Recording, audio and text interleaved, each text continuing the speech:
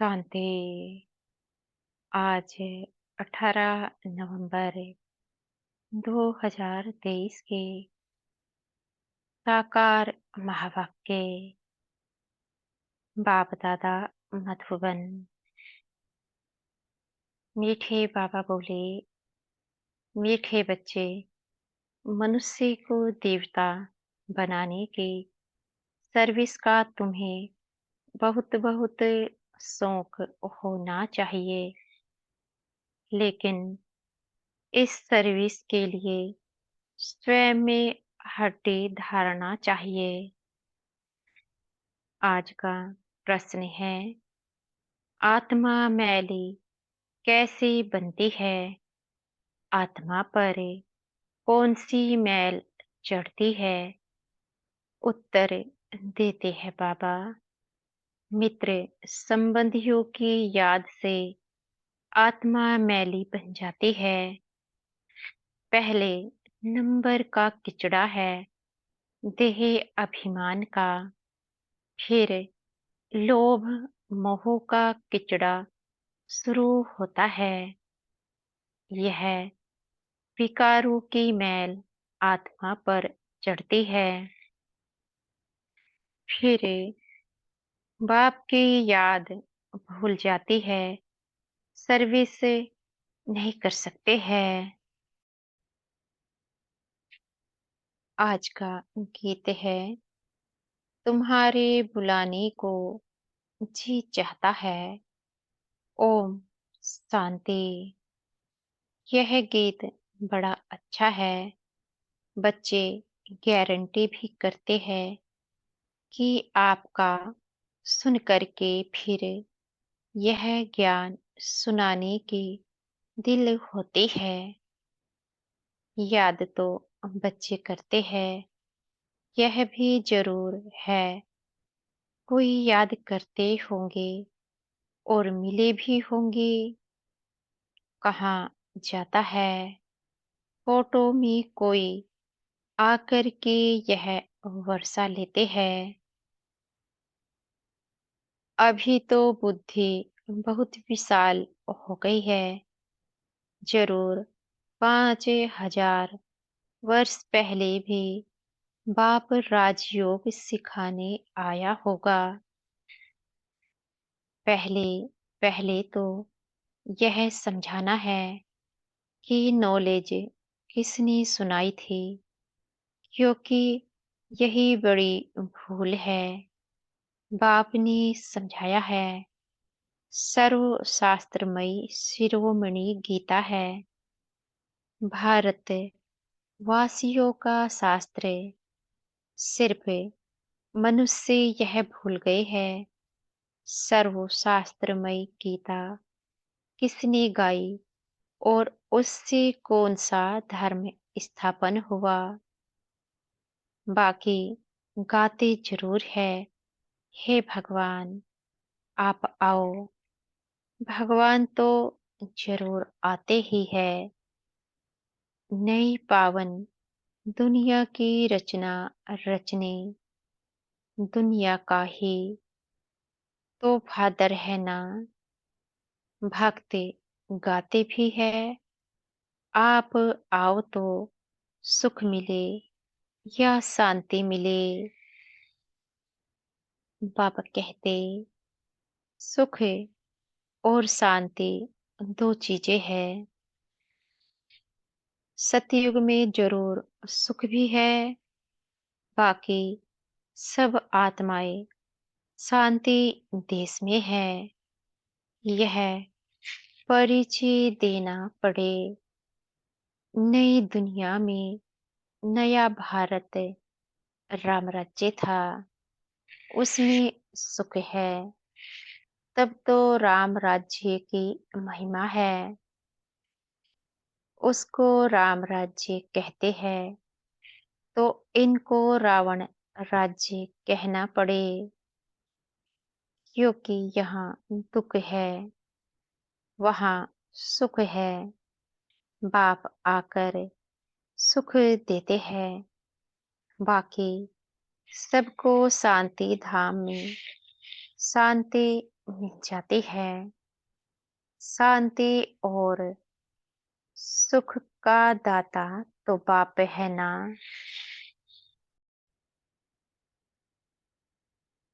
यहाँ है अशांति, दुख है, तो बुद्धि में यह ज्ञान टपकना चाहिए। इसमें अवस्था बड़ी अच्छी चाहिए। ऐसे तो छोटे बच्चों को भी सिखलाया जाता है, परंतु अर्थ तो समझा ना सके। इसमें हड्डी धारणा चाहिए। जो कोई फिर प्रश्न पूछे तो समझा भी सके। अवस्था अच्छी चाहिए, नहीं तो कभी देह अभिमान में, कभी क्रोध मोह में गिरते रहते हैं। बाबा कहते, लिखते भी है, बाबा आज हम क्रोध में गिरा, आज हम लोभ में गिरा। अवस्था मजबूत हो जाती है तो गिरने की बात ही नहीं रहती। बहुत शौक रहता है मनुष्य को देवता बनाने की सर्विस करे। गीत भी बड़ा अच्छा है, बाबा आप आएंगे तो हम बहुत सुखी हो जाएंगे। बाप को आना तो जरूर है, नहीं तो पतित सृष्टि को पावन कौन बनाए। श्री कृष्ण तो देहधारी है, उनका वा ब्रह्मा विष्णु शंकर का नाम नहीं ले सकते।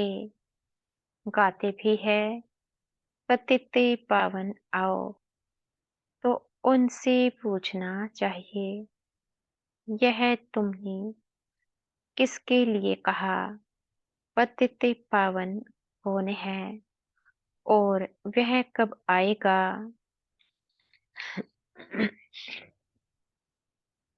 पतित पावन वह है, उनको बुलाते हो तो जरूर यह पतित दुनिया है।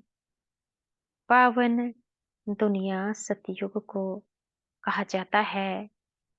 पतित दुनिया को पावन कौन बनाएंगे।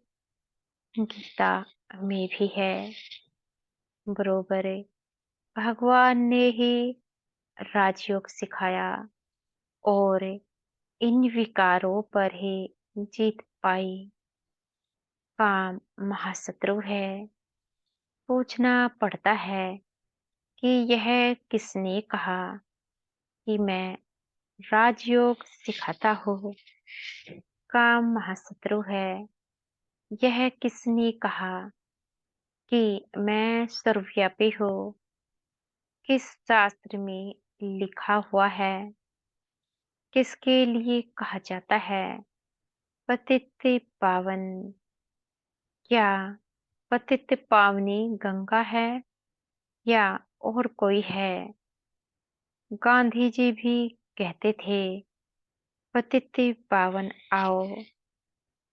गंगा तो हमेशा है ही, वह कोई नई नहीं है। गंगा को तो अविनाशी कहेंगे।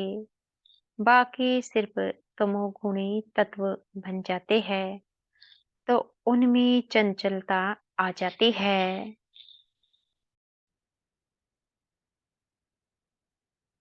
बाढ़ कर देते हैं, अपना रास्ता छोड़ देते हैं। सतयुग में तो बड़ा रेगुलर सब चलता है। कम जास्ती बारिश आधी नहीं पड़ सकती, वहां दुख की बात नहीं। तो बुद्धि में यह रहना चाहिए कि पतित पावन हमारा बाबा ही है। बाबा कहते, पतित पावन को जब याद करते हैं तो कहते हैं, हे भगवान, हे बाबा, यह किसने कहा? आत्मा ने। तुम जानते हो, पतित पावन शिव बाबा आया हुआ है। निराकार अक्सर जरूर डालना है, नहीं तो साकार को मान लेते हैं। आत्मा पतित बनी हुई है। यह कह नहीं सकते कि सब ईश्वर है। अहम ब्रह्मास्मि या शिवोहम कहना बात एक ही है, लेकिन रचना का मालिक तो एक ही रचता है। भल मनुष्य और कोई लंबा चौड़ा अर्थ करेंगे। हमारी बात तो है ही सेकंड की। सेकंड में बाप का वर्षा मिलता है। बाप का वर्षा है स्वर्ग की राजाई। उनको जीवन मुक्ति कहा जाता है। यह है जीवन बंध। समझाना चाहिए बरोबर। जब आप आएंगे तो जरूर हमको स्वर्ग का मुक्ति जीवन मुक्ति का वर्षा देंगे। तभी लिखते हैं मुक्ति जीवन मुक्ति दाता एक है। यह भी समझाना पड़े सतयुग में है ही एक आदि सनातन देवी देवता धर्म। वहाँ दुख का नाम नहीं, वह है ही सुखधाम। सूर्यवंशी राज्य चलता है। फिर त्रेता में है चंद्रवंशी राज्य। फिर द्वापर में ही इस्लामी बौद्ध आएंगे। सारा पाठ बंधा हुआ है। एक बिंदी जैसी आत्मा में और परमात्मा में कितना पाठ नोंधा हुआ है। शिव के चित्र में भी यह लिखना पड़े कि मैं ज्योतिर्लिंगम जितना बड़ा नहीं हो, मैं तो स्टार मिसल हूँ। आत्मा भी स्टार है, गाते भी है। भरकुटी के बीच में चमकता है अजब सितारा। तो वह आत्मा ही ठहरे। मैं भी परम पिता परम आत्मा हूँ, परंतु मैं सुप्रीम पतित पावन हूँ। मेरे गुण अलग है, तो गुण भी सब लिखने पड़े। एक तरफ शिव की महिमा, दूसरी तरफ श्री कृष्ण की महिमा। अपोजिट बातें हैं। अक्सर अच्छी रीति लिखना पड़े। जो मनुष्य अच्छी रीति से पढ़कर समझ सके। स्वर्ग और नरक, सुख और दुख, चाहे श्री कृष्ण का दिन और रात कहो, चाहे ब्रह्मा का कहो, सुख और दुख कैसे चलता, यह तो तुम जानते हो। सूर्यवंशी है 16 कला युक्त, चंद्रवंशी है 14 कला।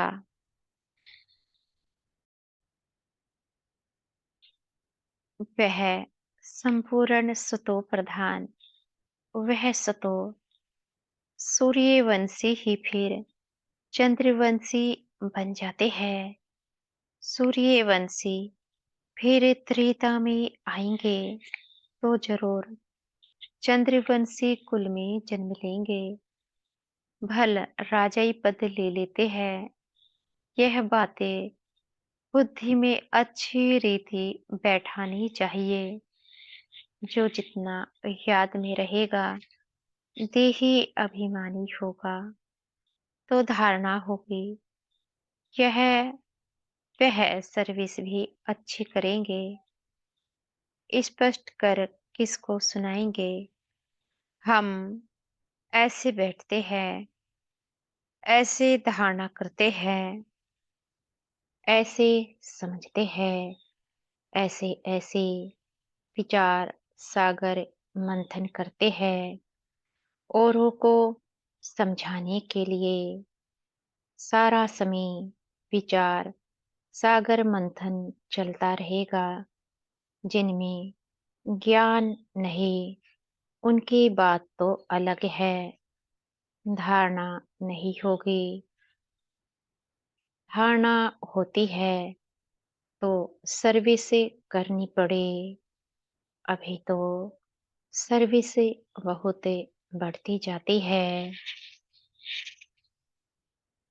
दिन प्रतिदिन महिमा बढ़ती जाएगी।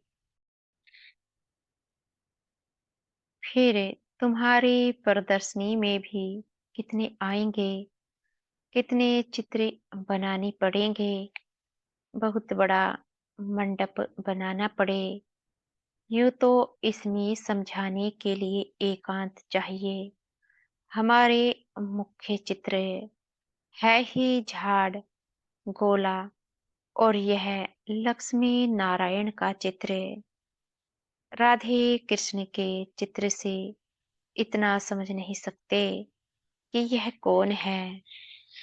इस समय तुम जानते हो कि हमको अब बाप ऐसा पावन बना रहे हैं। सब तो एक जैसे संपूर्ण नहीं बनेंगे। आत्मा पवित्र होगी, बाकी ज्ञान थोड़े ही सब धारण करेंगे। धारणा नहीं होती है तो समझा जाता है यह कम पद पाएंगे। बाबा कहते, अभी तुम्हारी बुद्धि कितनी तीक्ष्ण हो गई है। नंबरवार तो हर क्लास में होते ही है। कोई तीखे, कोई ढीले। यह भी नंबरवार है। अगर कोई अच्छे आदमी को थर्ड ग्रेड समझाने वाले मिल जाए तो वह समझेंगे यहाँ तो कुछ है ही नहीं। इसलिए पुरुषार्थ किया जाता है कि अच्छे आदमी को समझाने वाला भी अच्छा दिया जाए। सब तो एक जैसे पास नहीं होंगे। बाबा के पास तो लिमिट है। कल्प कल्प इससे पढ़ाई की भी रिजल्ट निकलती है। मुख्य 8 पास होते हैं। फिर 100, फिर है 16,000, फिर प्रजा। उनमें भी साहूकार गरीब सब होते हैं। समझा जाता है इस समय यह पुरुषार्थ में है। इस समय यह किस पुरुषार्थ में है, किस पद को पाने लायक है। टीचर को पता तो पड़ता है। टीचर्स में भी नंबरवार होते हैं। कोई टीचर अच्छा है तो सब खुशी हो जाते हैं कि यह पढ़ाते भी अच्छा है, प्यार भी अच्छा करते हैं। छोटे सेंटर को बड़ा तो कोई बड़ा टीचर ही बनाएगा ना। कितना बुद्धि से काम लेना पड़ता है। ज्ञान मार्ग में अति मीठा बनना है। पापा कहते, स्वीट तब बनेंगे जब मीठे बाप के साथ पूरा योग होगा, तो धारणा भी होगी। ऐसे मीठे बाबा से बहुतों का योग नहीं है, समझते ही नहीं। गृहस्थ व्यवहार में रहते बाप से पूरा योग लगाना है। माया के तूफान तो आएंगे ही। कोई को पुरानी मित्र संबंधी याद आएंगे, कोई को क्या याद पड़ता रहेगा। तो मित्र संबंधियों आदि की याद आत्मा को मैला कर देती है। किचड़ा पड़ने से फिर घबरा जाते हैं, इसमें घबराना नहीं है। यह तो माया करेगी, किचड़ा पड़ेगा ही हमारे ऊपर। होली में किचड़ा पड़ता है ना, हम बाबा की याद में रहे तो किचड़ा नहीं रहेगा। बाप को भूले तो पहला नंबर देह अभिमान का किचड़ा पड़ेगा। फिर लोभ, मोह आदि सब आएंगे। अपने लिए मेहनत करनी है, कमाई करनी है, और फिर आप समान बनाने की मेहनत करनी है। सेंटर्स पर सर्विस सर्विस अच्छी होती है। यहाँ आते हैं तो कहते हैं हम जाकर प्रबंध करेंगे, सेंटर खोलेंगे। यहाँ से गए खलास। बाबा खुद भी कह देते हैं तुम यह सब बातें भूल जाएंगे। यहाँ तो भट्टी में रहना पड़े जब तक समझाने लायक हो जाए। शिव बाबा का तो सबसे मीठा कनेक्शन है ना, समझ सकते हैं किस प्रकार के सर्विस करते हैं। बाबा कहते स्थूल सर्विस का इजाफा मिलता है, बहुत हड्डी सर्विस करते हैं, परंतु सब्जेक्ट तो है ना। उस पढ़ाई में भी सब्जेक्ट होते हैं, तो इस रूहानी पढ़ाई के भी सब्जेक्ट है।